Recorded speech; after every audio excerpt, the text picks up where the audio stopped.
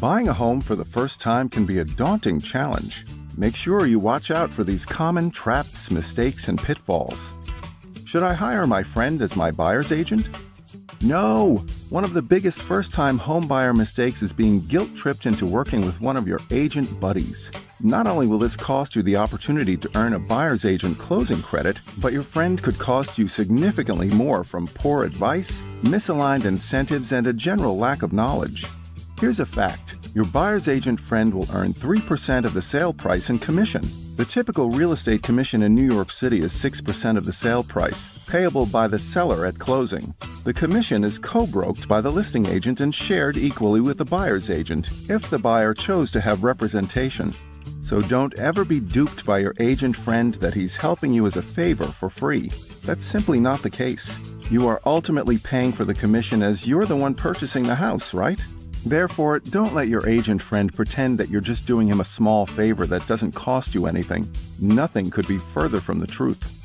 Should I assume that the listed square footage is correct in New York City? Absolutely not. Blindly assuming that the square footage advertised is correct is a common mistake. The sad truth is, square footage is often exaggerated, even for condo apartments, which are much easier to fact-check than co-op apartments, where the square footage is usually a mystery. Should I trust my lawyer to handle all of the due diligence in New York City? No. Even though lawyers traditionally handle both legal and financial due diligence on behalf of their buyer clients, it's a common mistake to assume they'll be extremely thorough in their research. Even though lawyers have a fiduciary duty to serve your best interests, the fact of the matter is they're only getting paid a flat fee of typically $2,000 to $3,000 for the transaction. Should I figure out what closing costs are before making an offer? Absolutely.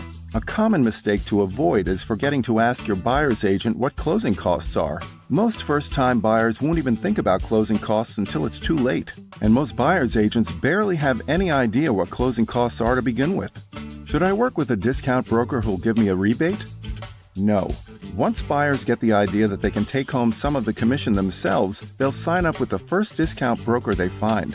This is one of the most dangerous mistakes to avoid because a broker who openly discounts will be resented by the wider broker community, and this lack of cooperation could seriously undermine your chances of securing a home.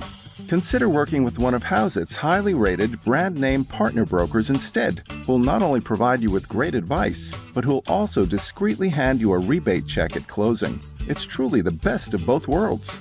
Should I consider listings that have been on the market longer? Absolutely. You have much more negotiating power with sellers of aged listings, typically defined as properties that have been listed for 90 days or longer.